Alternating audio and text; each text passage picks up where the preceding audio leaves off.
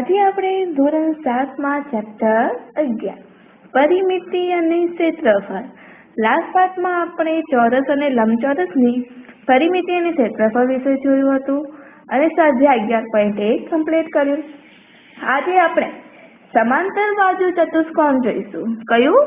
સમાંતર બાજુ ચતુષ્કોણ. કોને કહેવાય સમાંતર બાજુ ચતુષ્કોણ? તો કે જે ચતુષ્કોણની સામસામેની બાજુઓ સમાંતર હોય તેને સમાંતર બાજુ ચતુષ્કોણ કહે છે. ચલો, આ જે ચતુષ્કોણ છે સમાંતર બાજુ ચતુષ્કોણ કહેવાય. તેની સામસામેની બાજુ કેવી છે? સરખી છે. કેવી છે? સરખી. સરખી બી છે અને તેની સાથે સાથે સમાંતર પણ છે. તો આ ચતુષ્કોણ છે અને સમાંતર બાજુ ચતુષ્કોણ કહેવાય. તો ચલો હવે આપણે સમાંતર બાજુ ચતુષ્કોણની પરિમિતિ શોધવી હોય તો શું કરીએ? તો કે સમાંતર બાજુ ચતુષ્કોણની પરિમિતિનું સૂત્ર. સમાંતર બાજુ ચતુષ્કોણની પરિમિતિ. ચતુષ્કોણની પરિમિતિ. તો પરિમિતિ બરાબર શું આવશે? સમાંતર બાજુ ચતુષ્કોણની પરિમિતિ બરાબર ચતુષ્કોણની બધી બાજુઓના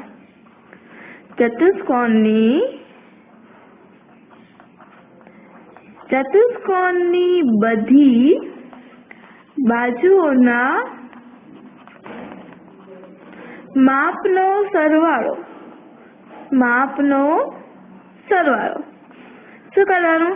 જ્યારે પણ કોઈ ચતુષ્કોણની સમાંતર બાજુ ચતુષ્કોણની પરિમિતિ શોધવાની હોય ત્યારે એ ચતુષ્કોણની બધી બાજુઓનો માપનો સરવાળો કરવાનો. શું કરવાનો? તેનો સરવાળો. ધારો કે આપણે જોઈએ કે સમાંતર બાજુ ચતુષ્કોણ, હું અહીંયા નામ આપું છું A, B, C અને D નામ આપું. હવે મારે સમાંતર બાજુ ચતુષ્કોણની પરિમિતિ શોધવી છે તો કે સમાંતર બાજુ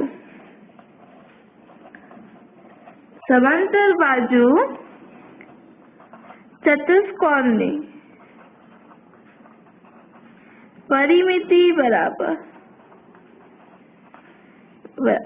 તો AB વત્તા BC વત્તા CD વત્તા AD. શું આવશે? AB વત્તા BC વત્તા CD વત્તા DA. પરંતુ દેખો AB વત્તા BC વત્તા CD વત્તા AD થઈ ગયું, પરંતુ આપણને ખબર છે કે AB બરાબર CD એટલે ચતુષ્કોણમાં સામસામેની બાજુ સરખી થાય કે ના થાય? થાય કે ના થાય? તો આપણે કૌંસમાં લખી શકીએ કે AB બરાબર CD થાય. AB અને CD સરખી, તમે AB લખો વા તો CD લખો, કોઈ પણ લખી શકો. અને AD બરાબર BC અને AD બરાબર BC કાં તો BC બરાબર AD લઈ શકીએ. તો આપણે શું લખી શકીએ? હવે બે વખત આવે છે. આપણે લંબચોરસમાં કેટલું લખતા હતા? બે કૌંસમાં લંબાઈ વત્તા પહોળાઈ. એ જ રીતે જો આની પરિમિતિ શોધવી હોય ને તો બે કૌંસમાં BC વત્તા AB. શું આવશે? BC વત્તા AB અથવા તો AB વત્તા BC. ચલો બે વખત બે આવે છે કે નહીં? લંબચોરસમાં બી સામસામેની બાજુ સરખી હોતી અને ચતુષ્કોણમાં પણ એની સામસામેની બાજુ કેવી હોય છે? સમાન હોય છે. માટે મેં માત્ર એક જ વખત લખ્યા અને જે બે હતા ને એને કોમન લઈ લીધા અને BC અને AD સરખા છે. ચલો AB અને CD સરખા છે, તમે AB લખ્યા. AD અને BC સરખા છે, તમે BC લખ્યા. તો લખી શકીએ BC કૌંસમાં BC વત્તા AB. આ થશે સમાંતર બાજુ ચતુષ્કોણની પરિમિતિનું સૂત્ર. તો ચાલો હવે આપણને સમાંતર બાજુ ચતુષ્કોણનું ક્ષેત્રફળ પૂછે તો ક્ષેત્રફળમાં શું હશે? લંબાઈ ગુણ્યા પહોળાઈ. શું હશે? લંબાઈ ગુણ્યા પહોળાઈ. તો ચલો સમાંતર બાજુ ચતુષ્કોણનું ક્ષેત્રફળ. સમાંતર બાજુ ચતુષ્કોણનું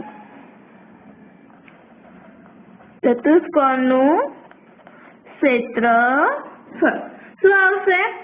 સમાંતર બાજુ ચતુષ્કોણનું સૂત્ર આવશે ક્ષેત્રફળનું પાયો ગુણ્યા વેધ. શું આવશે? પાયો ગુણ્યા વેધ. હવે તમને થશે શું થાય? પાયો કોને કહેવાય ને વેધ કોને કહેવાય? તો આપણે શું કરીએ? હવે કોને કહેવાશે તો જોઈએ. આપણે એક આ રીતનો એક પાયો દોરશે. આ થશે વેધ થશે. શું થશે? આ થશે વેધ. અને આ જે વેધ દોર્યો છે એની ઉપરનો જે એનો પાયો છે ને આમ રીતનો એ થશે. આ પાયો થશે ને આ જે લીટી દોરી આપણે વેધ થશે. શું થશે? આ થશે વેધ. અને આ જે સીડી છે એ થશે એનો પાયો. તમે કાં તો એને લંબાઈ ગુણ્યા પહોળાઈ પણ કહી શકો, પરંતુ સમાંતર બાજુ ચતુષ્કોણમાં શું આવશે? પાયો ગુણ્યા વેધ. ચલો પાયો કયો થશે એનો? ચલો જોઈએ. તો ચલો જે સીડી છે આ સીડી એનો પાયો થશે. તો સીડી ગુણ્યા અને વેધ થશે એનું AM. વેધ કેટલો થશે એનો? AM. તો સમાંતર બાજુ ચતુષ્કોણનું સૂત્ર શું થશે? પાયો ગુણ્યા વેધ. આ છે પાયો ને આ છે વેધ. તો મળી ગયું આપણે સમાંતર બાજુ ચતુષ્કોણનું સૂત્ર. તમે એને વેધ બરાબર B ગુણ્યા H એ પણ લઈ શકો. બરાબર? આપણે પાયો ગુણ્યા વેધ લખીએ એની જગ્યા L ગુણ્યા B અથવા તો B ગુણ્યા H, B ગુણ્યા H પણ લખી શકો છો. તો ચાલો હવે આપણે જોઈએ ત્રિકોણ વિશે. ત્રિકોણનું ક્ષેત્રફળ કઈ રીતે શોધવું તે. તો ચલો અહીંયા જોઈએ. એક આપણે ત્રિકોણ દોરીએ. આ બધા સૂત્રો તમારે યાદ રાખવા પડશે, એના વગર એક્ઝામ્પલ નહીં ગણી શકો. તો ચલો ત્રિકોણનું ક્ષેત્રફળ જોઈએ. તો ત્રિકોણના ક્ષેત્રફળનું સૂત્ર શું આવશે? ચલો ત્રિકોણ ધારો કે ત્રિકોણ A B અને C છે અને વચ્ચે એનો હું AD દોરું. શું આવશે? AD એનો વેધ આવશે. આ AD છે હું દોરું અહીંયા A અને આ D. આ થશે એનો વેધ અને નીચે થશે એનો પાયો. BC શું થશે? એનો પાયો અને AD થશે એનો વેધ. હવે ત્રિકોણ છે, ત્રિકોણના ક્ષેત્રફળનું સૂત્ર થશે. ત્રિકોણના ક્ષેત્રફળનું સૂત્ર. ત્રિકોણના ક્ષેત્રફળનું સૂત્ર શું મળશે આપણને? તો કે 1/2. શું આવશે? 1/2 ગુણ્યા પાયો. 1/2 ગુણ્યા પાયો ગુણ્યા પાયા પરનો વેધ એટલે વેધ. 1/2 ગુણ્યા પાયો ગુણ્યા વેધ. લંબચોરસમાં માત્ર પાયો ગુણ્યા વેધ હતું, પણ ત્રિકોણમાં તેનું અડધું થઈ ગયું. 1/2 લખીએ આપણે તો તેનું અડધું થઈ ગયું. સૂત્ર એકદમ ઈઝી છે બંનેના. એકમાં 1/2 લાગશે જ્યારે ઓલામાં 1/2 લાગશે નહીં. ચલો 1/2 પાયો ગુણ્યા વેધ.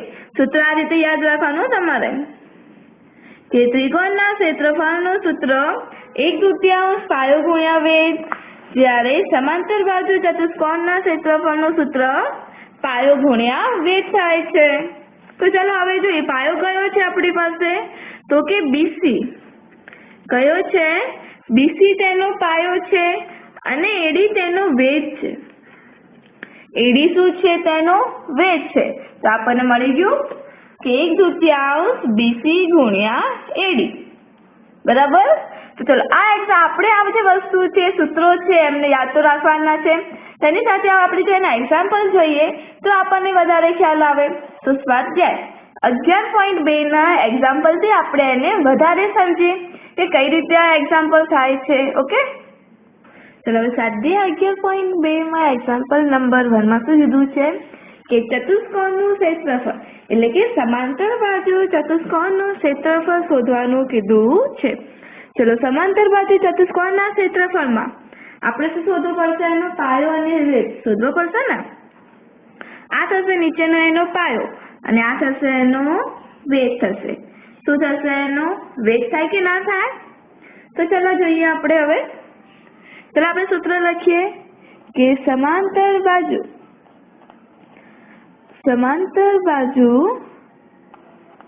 ચતુષ્કોણનું ક્ષેત્રફળ બરાબર શું આવશે? પાયો ગુણ્યા વેધ. શું આવશે? પાયો ગુણ્યા વેધ. ચલો પાયો ગુણ્યા વેધ પણ લખી શકો અને લંબાઈ ગુણ્યા પહોળાઈ પણ લખી શકો તમે. તો ચલો બી ગુણ્યા એચ, સોરી બી ગુણ્યા એચ એટલે કે પહોળાઈ ગુણ્યા ઊંચાઈ. તો ચલો પાયો ગુણ્યા વેધ છે. પાયો કેટલો છે આપણી પાસે? તો કે 7 સેમી અને વેધ કેટલો છે? તો કે 4. તો જવાબ કેટલો મળશે આપણને? 28 સેમી સ્ક્વેર. શું મળશે આપણને? 28 સેમી સ્ક્વેર. એકદમ ઈઝી છે. ખાલી બંનેનો શું કરવાનો છે? આપણે ગુણાકાર કરવાનો છે. શું કરવાનો છે? ગુણાકાર. તો ચલો એ જ રીતે બીજી એક્ઝામ્પલ જોઈએ. આપણ સમાંતર બાજુ ચતુષ્કોણ છે, એનું ક્ષેત્રફળ શોધવાનું કીધું છે આપણને. તો ચલો જોઈએ. સમાંતર બાજુ ચતુષ્કોણનું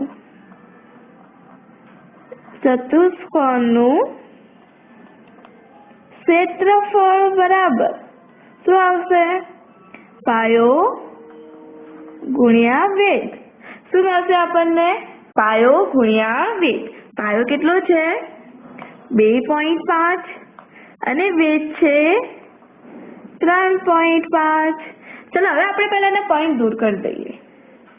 25/10 અને 35/10. ચલો 25/10 અને 35/10 કરીએ. 25 ગુણ્યા 35 કરીએ તો આપણને મળશે 8750. કેટલા મળશે? 8750. સોરી 25 ગુણ્યા 35 કરીએ તો આપણને મળશે 875 અને 875/100 કરીએ તો આપણને મળશે 8.75 સેમી સ્ક્વેર. કેટલા મળશે? 8.75 સેમી સ્ક્વેર. ચલો હવે જોઈએ એક્ઝામ્પલ 3. એમાં પણ એ જ રીતે આપણે કે સમાંતર બાજુ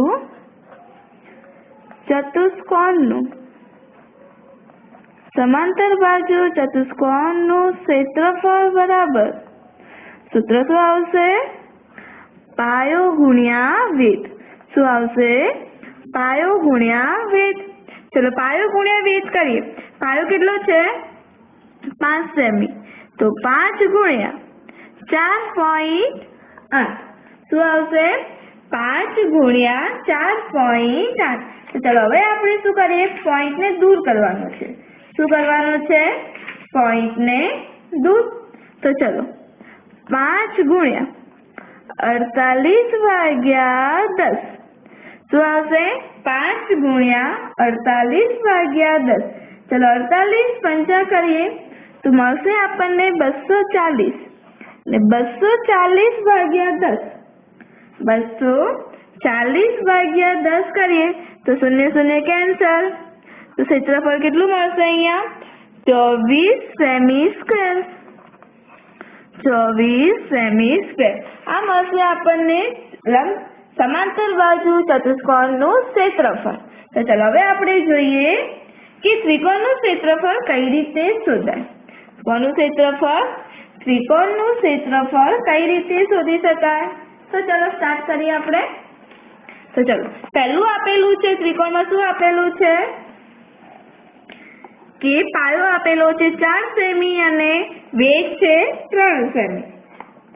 તો ચલો ત્રિકોણનું ક્ષેત્રફળનું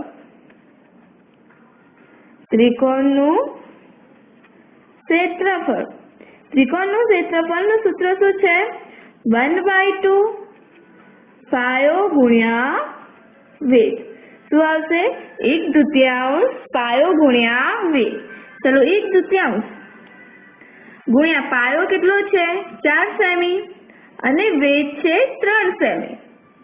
તો 2 દુ 4 બરાબર. અને 2 ગુણ્યા 3 કરીએ તો ક્ષેત્રફળ કેટલું મળશે? 6 સેમી સ્ક્વેર. કેટલું મળશે અહીંયા? 6 સેમી સ્ક્વેર. કઈ નથી કરવાનું, ખાલી 1/2 વડે ભાગી દેવાનું. બંનેનો ગુણાકાર કરી 2 વડે ભાગીએ તો આપણને જવાબ મળી જાય. ચલો એ જ રીતે હવે બીજું જોઈએ કે ત્રિકોણનું ક્ષેત્રફળ બરાબર 1/2 પાયો ગુણ્યા વેધ. ચલો 1/2 ગુણ્યા પાયો. પાયો છે 5 અને વેધ છે 3.2. તો 1/2 ગુણ્યા 5. ચલો આપણે પોઈન્ટ દૂર કરીએ. તો 32/10. તો શું આવશે? 5 દુ 10. હવે શું આવશે? 16 દુ 32 ને 2 અઠ્ઠા 16. તો જાત કેટલો મળે આપણને? 8 સેમી સ્ક્વેર. કેટલો મળ્યો? 8 સેમી સ્ક્વેર. આ મળ્યું આપણને ત્રિકોણનું ક્ષેત્રફળ. ચલો હજી પણ એક જોઈ લઈએ અને બાકીના તમારે જાતે કરવાના રહેશે. ઠીક છે? તો ચલો ફરીથી સ્ટાર્ટ કરીએ. સેમ એ જ રીતે આગળ કર્યું એ જ કે ત્રિકોણનું ક્ષેત્રફળ બરાબર 1/2 પાયો ગુણ્યા વેધ. ચલો 1/2. ચલો પાયો થશે 3 સેમી, એનો પાયો થશે અને વેધ કેટલો થશે? 4. તો ચલો 2 દુ 4 અને 3 દુ 6. તો ક્ષેત્રફળ કેટલું મળે છે? 6 સેમી સ્ક્વેર તેનું ક્ષેત્રફળ મળે છે. તો ચલો હવે જોઈએ એક્ઝામ્પલ નંબર 3. ચલો શું કીધું છે આપણને એક્ઝામ્પલ નંબર 3 માં કે ખૂટતા મૂલ્ય શોધો.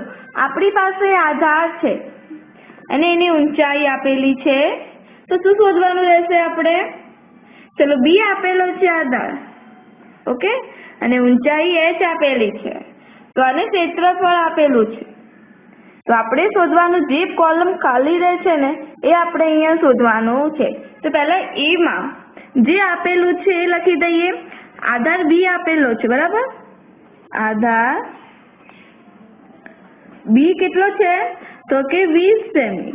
કેટલું છે? 20 સેમી. ઊંચાઈ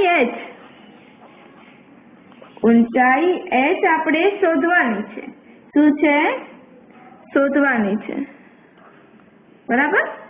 ઊંચાઈ h શોધવાની છે અને ક્ષેત્રફળ આપેલું છે.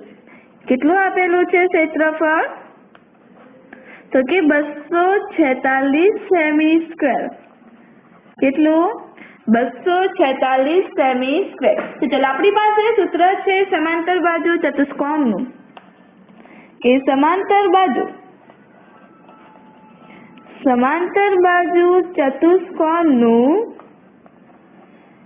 ચતુષ્કોણનું ક્ષેત્રફળ કેટલું આવશે? પાયો ગુણ્યા વેધ લખો કાં તો બી ગુણ્યા h લખો, ચાલે, બરાબર. તો ચલો હવે જોઈએ ક્ષેત્રફળ કેટલું છે? 246. બી આપેલા છે 20 અને h આપણે શોધવાના છે કે નહીં? આગળ એક્ઝામ્પલમાં ગણતા હતા એ જ. h બરાબર શું કરવાના?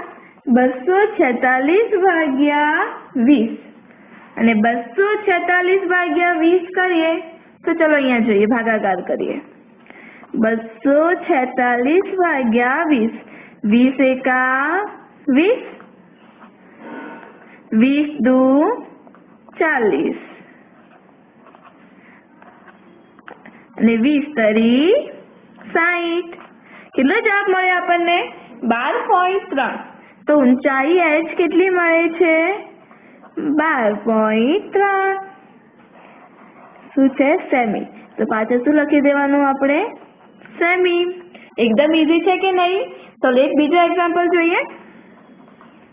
ચલો બીજું પણ જોઈ લઈએ. ચલો બીજામાં શું શોધવાનું કીધું છે? તો બીજામાં આપણે આધાર શોધવાનો છે, એટલે કે બી શોધવાનો છે અને ઊંચાઈ h આપેલી છે 15. ઊંચાઈ h આપેલી છે 15 સેમી અને ક્ષેત્રફળ આપેલું છે. ક્ષેત્રફળ આપેલું છે કેટલું? તો કે 154.5 સેન્ટીમીટર સ્ક્વેર. કેટલું છે? 154.5 સેન્ટીમીટર સ્ક્વેર. તો ચલો આપણી પાસે સૂત્ર તો એનું એ જ. તો કે સમાંતર બાજુ સમાંતર બાજુ ચતુષ્કોણનું ક્ષેત્રફળ શું આવશે સૂત્ર કે બી ગુણ્યા એચ. ચલો ક્ષેત્રફળ આપેલું છે 154.5 સેન્ટીમીટર સ્ક્વેર અને બી કેટલા છે બી શોધવાનું છે અને ઊંચાઈ એચ છે 15. આગળ કર્યું એ જ રીતે બંનેનો ખાલી શું કરવાનો ભાગાકાર. તો કે 154.5 ભાગ્યા 15. ચલો નીચેના આપણે પહેલા પોઈન્ટ દૂર કરી દઈએ. તો કે 1545 ભાગ્યા 15 ગુણ્યા 10. ચલો હવે શું કરીએ 1545 ભાગ્યા 15 કરીએ. તો કે 15 એકા 15 નીચે 4 ઉતારે ભાગ ના ચાલે તો ઉપર શૂન્ય મૂકીને 5 નીચે લાયા. તો કે 15 તરી 45. અહીંયા કેટલો જવાબ આવશે 103. ચલો અહીંયા કરીએ અને 103 ભાગ્યા 10 કરીએ કેટલો જવાબ મળશે આપણને 10.3 સેમી. બી કેટલા મળશે 10.3 સેમી. ચલો એ જ રીતે એક્ઝામ્પલ 3 અને 4 છે એ તમારે ટ્રાય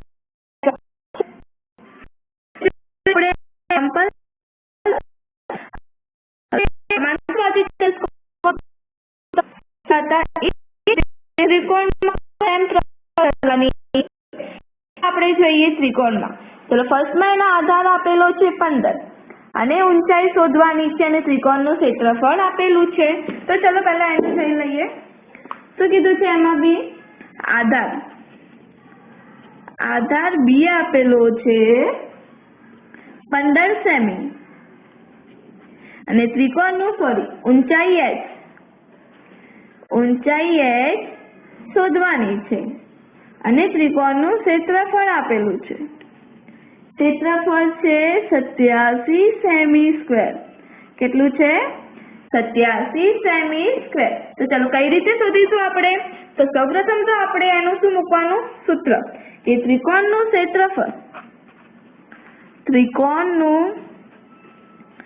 ક્ષેત્રફળ બરાબર શું આવશે 1/2 બી ગુણ્યા એચ. બી અને એચ નો ગુણાકાર કરી દેવાનો બરાબર. તો 1/2. ચલો બી કેટલા છે તો કે 15 અને એચ આપણે શોધવાના છે અને અહીંયા કેટલા છે ક્ષેત્રફળ આપણી પાસે કેટલું છે 87. હવે જો એચ શોધવાના હોય ને શું કરવાનું આને ઉપર ગુણવાના 87 જોડે 2 ને ગુણી લેવાના એટલે કે 87 ગુણ્યા 2 ભાગ્યા 15 લાવવાના. આને ક્યાં લઈ જવાના છેદમાં. તો 87 ગુણ્યા 2 ભાગ્યા 15. ઓકે હવે શું કરવાનું છે બંનેને ગુણવાના છે. તો ચલો h બરાબર 87 ગુણ્યા 2 કરીએ તો મળશે 174 ભાગ્યા 15. કેટલા મળશે 174. ચલો હવે 174 ભાગ્યા 15 કરીએ તો 15 એકા 15. ચલો 15 એકા 15. તો ફરીથી એનો 15 એકા 15. તો ચલો 14 માંથી 5 ગયા તો કે 5 6 7 8 9 10 11 12 13 અને 14. તો કેટલા આવશે અહીંયા 9. ચલો હવે પોઈન્ટ કાપી દઈએ ભાગ નહીં ચાલે અને 15 6 90. તો h બરાબર કેટલા મળશે આપણને તો કે 11.6 સેમી મળશે. કેટલા મળશે 11.6 સેમી. ચલો આ જ રીતના જે બાકીના 2 એક્ઝામ્પલ છે એ પણ તમારે જાતે ટ્રાય કરવાના છે.